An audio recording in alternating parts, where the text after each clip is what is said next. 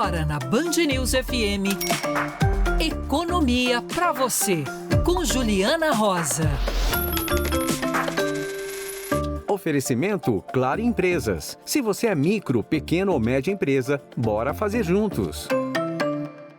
Por que os juros no Brasil estão sempre entre os mais altos do mundo? Essa semana, o Banco Central manteve a taxa básica de juros em 15%, o maior nível em quase 20 anos.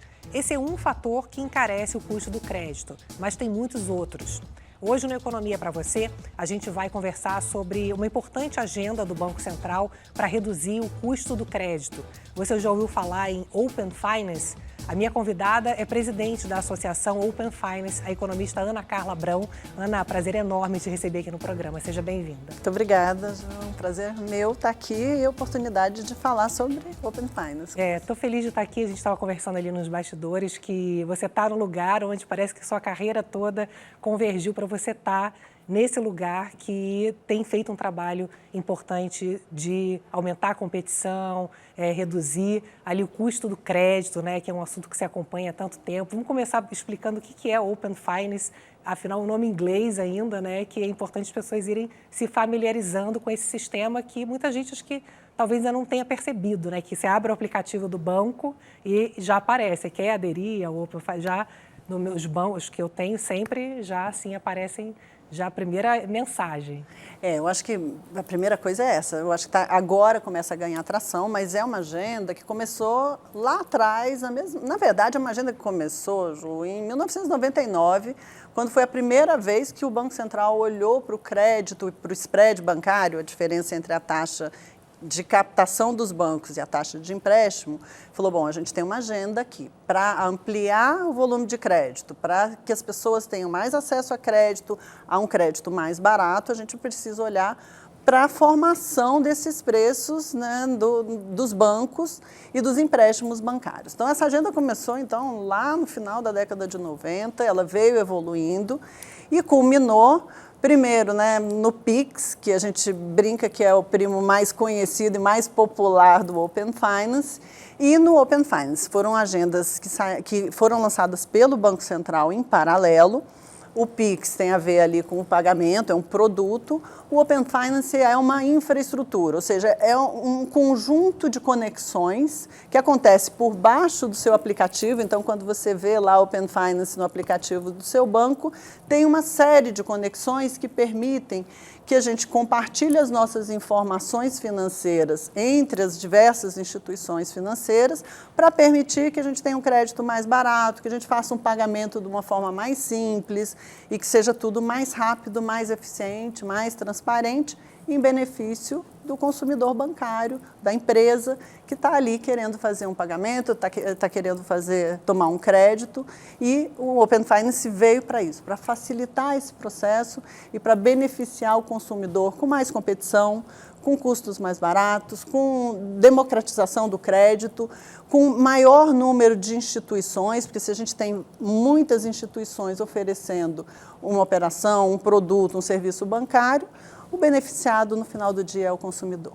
O Open Finance, traduzindo ali ao pé da letra, é mercado financeiro aberto, né? Exatamente, é isso. E isso significa que antes da gente ter acesso a esse serviço, eu era cliente ali de um banco há 30 anos e só aquele banco tinha informação sobre mim, sobre a minha vida financeira, né? E o fato de eu poder, então, compartilhar esse meu histórico financeiro com outras instituições faz com que elas saibam quem eu sou e possam entrar me oferecendo condições melhores de cartão de crédito, de condições de crédito, né? De tudo. E esse é justamente o conceito por trás do Open Finance.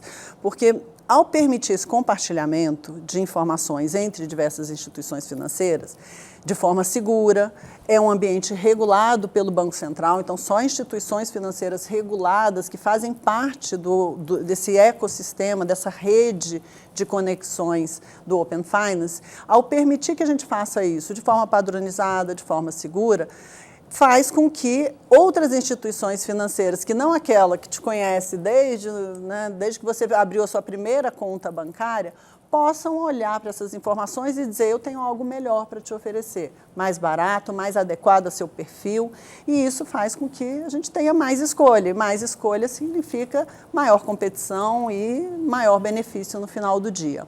Mas o importante é que, lá atrás, como você disse, antes a gente tinha sempre o incentivo, tinha aquela coisa de você concentrar a sua movimentação bancária, os seus investimentos, os seus pagamentos, o recebimento do seu salário numa única instituição, porque com isso você sabia que aquela instituição ia te conhecer melhor e ia te oferecer o melhor, né, que ela pudesse oferecer a partir daquelas informações. Agora, a escolha é sua. E esse é o ponto central do Open Finance. Ele transfere essa informação, que é uma informação de muito valor, que antes ficava ali numa instituição financeira, para o cliente. É ele que vai escolher com quem que ele vai compartilhar essa informação, durante quanto tempo, para que finalidade.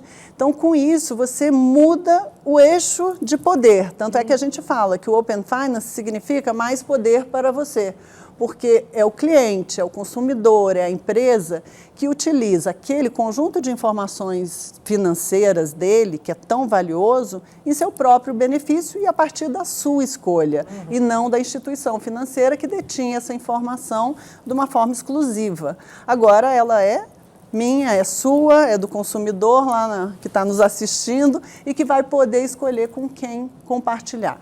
E, além disso, você tem a possibilidade, porque antes concentrar também numa única instituição financeira era bom porque você tinha aquela instituição te vendo completamente. Agora, se você escolhe fazer pagamento por meio de uma instituição, investir numa outra, tomar um crédito que é melhor para você numa terceira, o fato do Open Finance conectar tudo isso faz com que, mesmo que você não tenha todas as suas informações numa única instituição, essa instituição vai te conhecer, porque o Open Finance permite que ela enxergue as suas diversas relações financeiras, né? E faça uma oferta melhor para você. Isso é interessante. Você falou sobre ambiente seguro, né? É um sistema seguro para essa troca de informações. Queria que você pudesse explicar um pouco sobre isso, porque eu imagino que muita gente fala, opa, compartilhar minhas informações, será que não vai vazar, não vai para quem não tem que ver? E como é que é esse trabalho também para a gente ter essa segurança de confiar nesse sistema, enfim, que não tem risco de vazamento, né? Esse é um ponto fundamental. Quando o Banco Central resolveu lançar o Open Finance 5 anos atrás, a decisão foi uma decisão de manter o Open Finance entre instituições reguladas. Por quê? Porque essas instituições elas têm que seguir regras estabelecidas pelo Banco Central, de conduta, de segurança, de padronização dessas informações.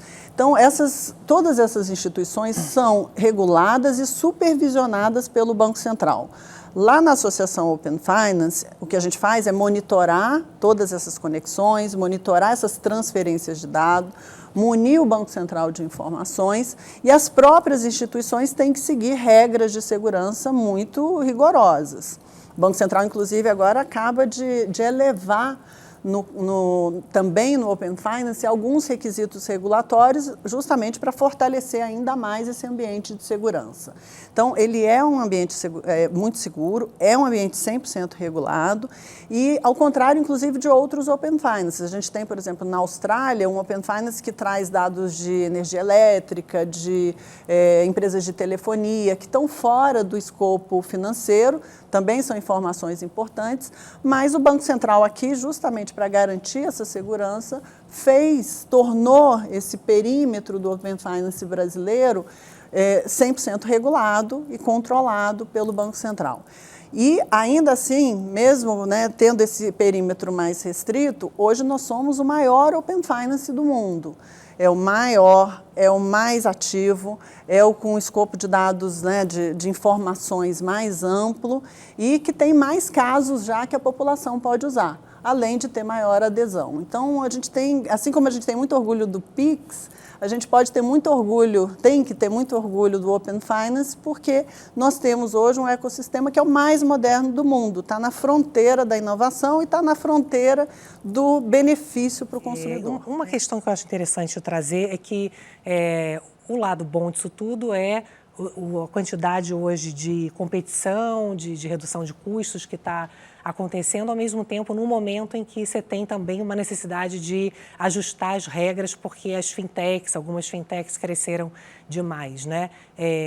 Isso faz parte de um processo onde o Banco Central procurou mesmo ter regras mais leves para empresas novas poderem entrar, para ter essa competição. Como é que você vê isso? Faz parte desse processo, porque é um equilíbrio que a gente está sempre buscando entre inovação, entre competição e, claro, né, garantir que as regras do jogo estão ajustadas a esse processo. Quando a gente começou lá atrás, tanto com o Pix quanto com o Open Finance, era um sistema financeiro muito mais concentrado, a gente tinha menos participantes e todos eles muito tradicionais, muito sólidos, muito grandes. À medida em que você dá espaço para que pequenas empresas, de forma controlada, elas entrem nesse mercado, você tem mais inovação, porque são empresas mais ágeis, são empresas mais inovadoras. Só que, à medida que elas vão crescendo, o Banco Central vai ajustando as regras de segurança para permitir que todo esse ecossistema trabalhe de forma muito segura. Mas é natural que, no início, elas são menores, tem menos risco envolvido e, portanto, o requerimento regulatório, os requisitos de segurança também sejam menores. À medida que a gente vai vendo essas empresas crescendo, o Banco Central vai ajustando, como a gente viu nas regras que acabaram de ser divulgadas, vai ajustando esses requisitos para garantir mais equilíbrio nesse processo e também garantir mais segurança, porque essas empresas vão ganhando uma relevância no sistema que é maior. Então, é um processo natural. O importante é ter segurança, claro, mas sem perder, né, esses ganhos que a gente teve de competitividade. De democratização, de competitividade, de acesso, como você falou, de inclusão. Esses são valores e impactos que são muito importantes. E esse equilíbrio exige estar sempre calibrando e garantindo que a gente não mata essas possibilidades, não afoga, né, as possibilidades de novas empresas entrarem inovando e dando mais acesso e, ao mesmo tempo, garantindo que a segurança está ali mantida para que a gente tenha essa tranquilidade de compartilhar os dados, de compartilhar os serviços, sabendo que é escolha nossa, a escolha do consumidor, do cliente, fazer esse compartilhamento com quem e durante quanto tempo ele quiser que seja feito. E quais são os próximos passos aí para o Open Finance? Sei que você tem falado bastante aí de um marketplace para ter tudo num lugar só, para facilitar a nossa vida, né? Já que a gente vai ter cada vez mais cada produto numa instituição diferente, né? A gente tem duas grandes prioridades para 25 e 26. Bom, 25 está acabando, né? Mas a gente tem duas prioridades, uma delas, inclusive, já está em piloto, que é a portabilidade de crédito. Portabilidade de crédito para que o cliente possa transferir o seu empréstimo bancário em condições melhores e de uma forma mais ágil. Eu dei o exemplo aqui que ela já existe, mas existe de uma forma mais assim, cheia de fricção. Você tem que ir na agência bancária, você tem que ligar para o seu banco, você tem que transferir documentação. No Open Finance, não. Vai ser no aplicativo do seu banco, você tem um empréstimo do banco B. Você abre o aplicativo do banco A, ele te oferece, traga seu empréstimo do banco B para cá, que você vai pagar menos tantos R$1.000 ou tantos reais. Cliquei e acabou. Clicou e vai aparecer para você lá. Inclusive, o outro banco pode fazer uma contra-oferta, mas no seu aplicativo vai aparecer qual é a melhor oferta, para que você você tome a melhor decisão. Tem muita resistência, não, Ana? Sempre tem, mas eu acho que a essa altura, né, é regulatório. O Banco Central coloca a agenda e, de novo, é em benefício da sociedade, é em benefício do consumidor. Então, a gente vai ter esse lançamento que já está em piloto, em fevereiro está funcionando, e a gente tem uma ampliação, uma simplificação da adesão para empresas, porque quando a gente fala também de crédito no Brasil, crédito para pequenas e médias empresas é caro, é restrito, é mais difícil de acessar e a gente quer, um dos objetivos do Open Finance é ampliar esse acesso e reduzir o custo de crédito para pequenas e médias empresas, que são as grandes empregadoras desse país. Então, esse é um outro ponto também que a gente está implantando entre final desse ano e começo do ano que vem, para a gente ter mais benefício para as empresas no Open Finance. Aí a empresa tem que aderir ao Open Finance e dentro desse sistema do Open Finance, ela vai poder ter essa capilaridade maior de oferta. Isso. Não só ela vai conseguir gerir melhor, porque as empresas também têm mais de uma conta, ela vai poder gerir melhor o seu caixa, porque vai ter a possibilidade de agregar isso numa visão só, e vai ter melhor acesso a crédito também, porque vai ter mais competição, porque ela vai conseguir compartilhar as informações dela de forma mais ampla. Então, essas são as duas prioridades. Depois disso, Ju, eu acho que aí realmente a gente está pronto para pensar nesse marketplace de crédito. Da mesma forma que hoje a gente tem muitas vezes, né, várias ofertas de vários produtos, quando você vai fazer uma compra, né, online, digital, você procura um produto e tem várias ofertas ali daquele mesmo produto para você escolher o mais barato, a ideia é que a gente traga isso para o mundo do crédito. Você compartilha seus dados e as instituições diversas que você compartilhou, elas fazem uma oferta para você para aquele crédito específico. E aí você escolhe a mais barata. Então, é permitir também que essa competição, que hoje já existe no comércio e é tão benéfica para o consumidor, também chegue no mundo do crédito e de uma forma simples, de uma forma digital, de uma forma eficiente, que você possa ali fazer a escolha do que é melhor para você. Ana, eu sei que o seu foco hoje é essa agenda que a gente chama de microeconômica, né? Mas a gente está no finalzinho do programa, a gente está numa semana importante de novamente discutindo por que os juros são altos no Brasil, estruturalmente, né, são altos tanto por questões micro, mas macro também. Queria a tua visão hoje nessa discussão, né, de como que você vê as condições para que a gente possa ter um juro decente hoje no Brasil, que possa, de fato, contribuir para um custo de crédito menor, porque o macro e o micro andam juntos, Andam né? juntos, então, sempre. sei que você acompanha toda essa discussão fiscal, você foi secretária de Fazenda. Queria ter um olhar hoje nessa discussão fiscal, reforma administrativa, né, que a gente vem conversando também, porque a gente não só gasta muito, mas gasta mal, né? Tem uma discussão de eficiência do uso do dinheiro público. Como é que você está vendo hoje o Brasil discutindo aí essas questões? Podemos avançar? É um copo meio cheio, meio vazio? Acho que a gente tem muitos desafios, né? Eu acho que o Brasil hoje vive, né, esse momento, que é um momento que a gente precisa ser capaz de retomar uma agenda de reformas. Reformas no campo fiscal, a gente tem que fazer uma revisão de gastos, tem que incorporar a avaliação de políticas públicas para que a gente consiga, do ponto de vista fiscal, ser mais racional e conseguir, de fato, controlar esse crescimento de gastos que a gente sabe que acaba impactando, né, a possibilidade da gente caminhar para uma situação mais normal na política monetária, de reduzir os juros e voltar a uma situação em que o país possa crescer e crescer sem tanto custo. Uma reforma administrativa é uma agenda de Estado e ela precisa maturar no debate e, para isso, ela tem que ser capaz de atravessar alternâncias de poder como prioridade. Isso vale para a educação, isso vale para o fiscal e o monetário, no final do dia, acaba sendo uma consequência. O juro é alto não porque a gente quer que ele esteja lá. O juro é alto como consequência de uma série de questões, em particular de um desequilíbrio fiscal que a gente carrega há décadas. E aí, isso vale para a produtividade, isso vale para investimentos em infraestrutura, isso vale para a educação, isso vale, né, para desenvolvimento social de maneira geral, segurança. A gente precisa de agendas de Estado. PIX e Open Finance são agendas de Estado que passaram, né, por todo esse período e foram se consolidando e foram acumulando conquistas e avanços. A gente precisa também, né, que seja, né, um bom exemplo para a gente copiar para outras áreas. Você ouve aqui na Band News FM, Economia para você. Oferecimento Claro Empresas. Se você é micro, pequeno ou média empresa, bora fazer juntos.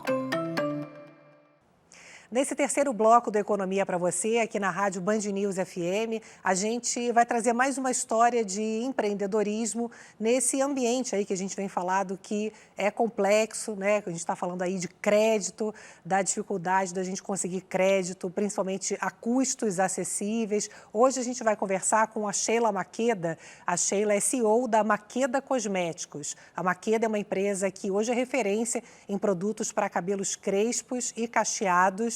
Sheila, prazer falar com você, seja muito bem-vinda aqui ao programa Economia para você. Eu conheço a sua história já de Cós Salteado, né? Te conheço há muito tempo, sou fã da família, mas vamos compartilhar um pouquinho dessa história, Sheila, que começou com Dona Sandra, né, que tinha um salão, que falou que você podia tudo que você quisesse, né? Conta um pouquinho o embrião dessa história que acabou fazendo você lançar a sua própria empresa, né?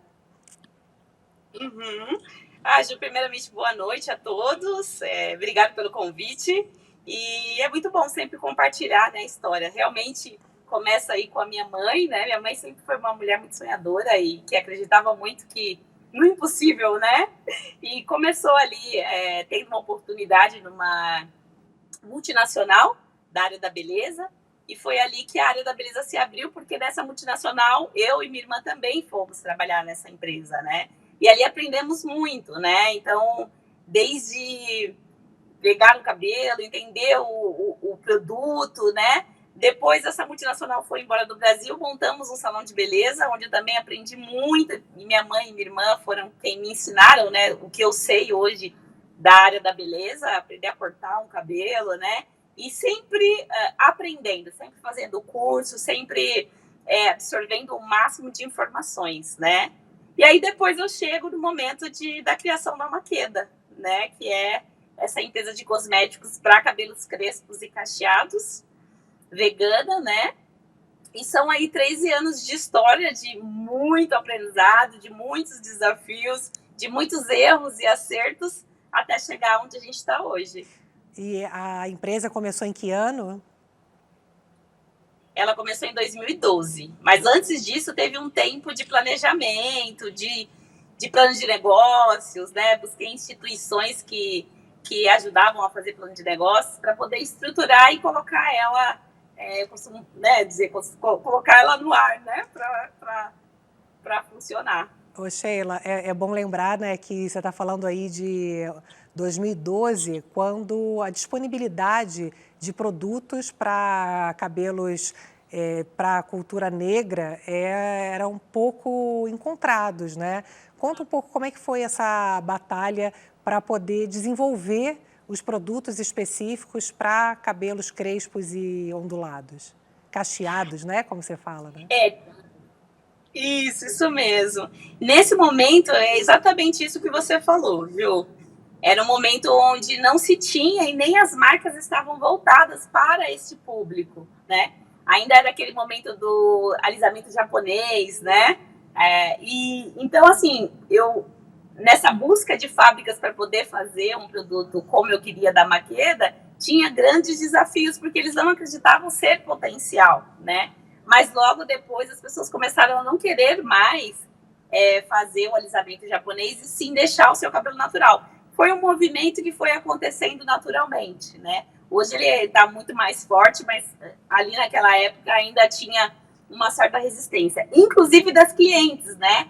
Que eu mostrava para elas o quanto o cabelo delas era lindo, né? É lindo, e que não precisava só o alisamento para usar no cabelo, que a gente tinha outras soluções.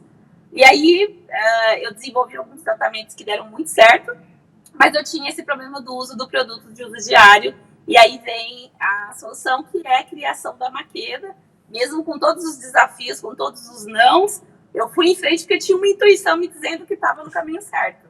E como é que foi encontrar uma fábrica que pudesse te ajudar a desenvolver esses produtos, Sheila?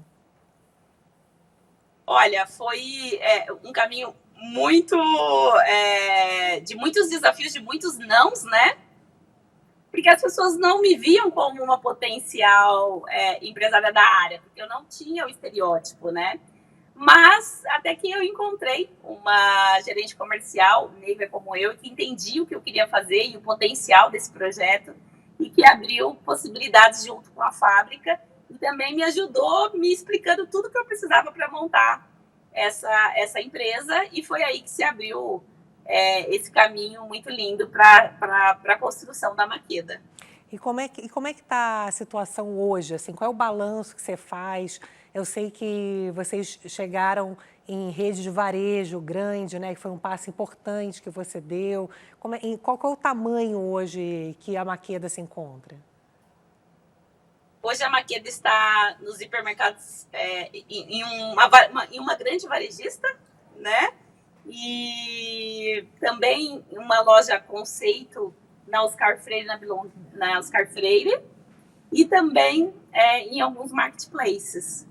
Ela deu grandes passos, né? E eu digo que nesses 13 anos foi cada momento um passo, respeitando o tempo das coisas.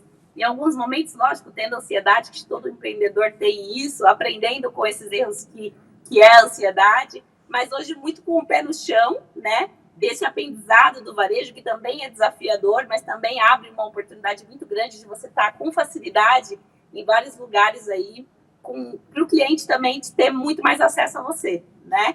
E hoje a gente está se preparando a Makeda para dar um grande salto, que eu ainda não posso contar detalhadamente, mas acho que é o salto que toda empresa que cresce, chega uma hora, vai ter que tomar algumas grandes decisões, e eu, como CEO, assim, tenho tido esse ano como me preparar muito, primeiro emocionalmente, para estar bem, para essas mudanças, para a Makeda também estar bem e estar dando esses saltos de forma muito próspera, né? Então, ela está aí nessa grande varejista e nessas outras que eu te falei, e que dá muita visibilidade para ela, para chegar em outros lugares e também atrair outras oportunidades. Eu sei que o nome Makeda, ele representa uma força ancestral, né? Conta um pouquinho dessa história, porque é ela que te segura nesses momentos difíceis, né? Que a gente sabe que são muitos no empreendedorismo, né, Sheila?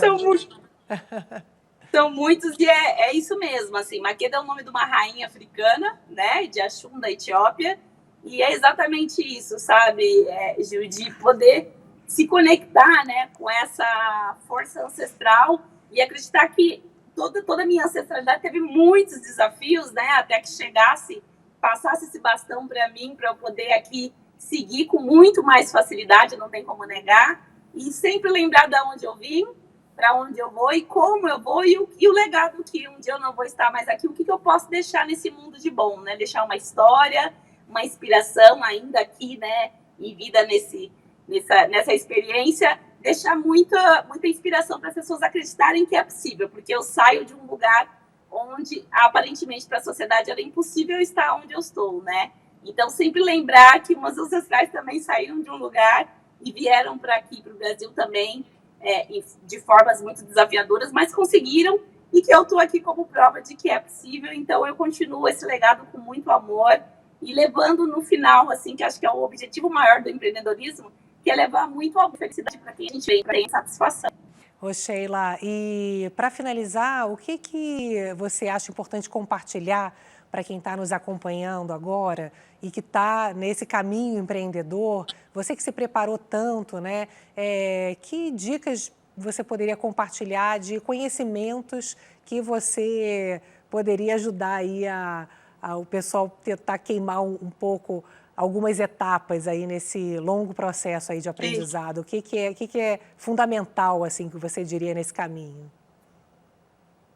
Eu acho que, assim, são várias coisas que eu diria, mas, assim, para resumir, eu acho que ter uma pessoa que te mentore, ou algumas pessoas, te ajuda muito. Pessoas que já passaram, que já empreenderam, que têm experiência, principalmente na área que você quer empreender, que vai te ajudar a queimar essas etapas. Olha, esse caminho aqui eu já segui, não vale a pena. Olha, segue esse daqui, que ele vai te encurtar tempo, né? Porque tempo, eu acho que é uma das coisas mais importantes e que realmente, quando a gente perdeu, né? Esse não tem como pegar de volta, né? Então, ter essa rede de apoio, grupo de empresárias, de empresários que te apoiem, passa essa experiência, fazer também, Juliana, muita aceleração, cursos, né, que possam te ajudar. E por final, assim, que eu acho que é o que tem me ajudado desde essa caminhada, né, desde o início desse empreendedorismo, é cuidar muito de mim, assim, cuidar muito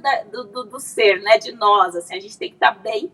O nosso primeiro investimento na nossa empresa é em nós mesmos. Se a gente não estiver bem, a nossa empresa não vai bem. E isso, para qualquer outro negócio, a energia ela é sentida, né? E cuidar muito bem, né, Ju, como você sabe bem, dos números, né? Porque se você não cuidar muito bem dos números, ter o seu DRE, o seu balanço, uma boa contabilidade, tudo organizadinho. Então, essa junção de tudo que eu acho que faz funcionar e você ter uma empresa próspera.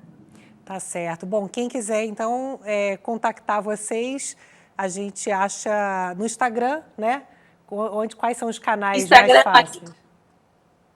Isso. Maqueda Cosméticos BR no Instagram. E temos também o Facebook também da Maqueda Cosméticos, tá? Como Maqueda Cosméticos. E entra lá no nosso Instagram e a gente pode enviar direct, pode pedir informações. Se quiser também enviar para mim diretamente, @Sheila Maqueda. Tá bem, Sheila, tenho certeza que Dona Vera tem muito orgulho de você e da sua irmã, da Shirley, uma família muito especial. Sucesso. Quando tiver podendo contar as novidades, então já está convidada para voltar, porque eu fiquei curiosa, nós e todos que estamos ouvindo, né, essa história. Sucesso que vocês merecem, viu? Obrigada, Ju, obrigado mesmo. Um beijo. Muito obrigada a você por estar aqui comigo no Economia para Você. A gente se vê na semana que vem. Tchau, tchau. Você ouviu Economia para Você, na Band News FM. Oferecimento Claro Empresas. Se você é micro, pequeno ou média empresa, bora fazer juntos.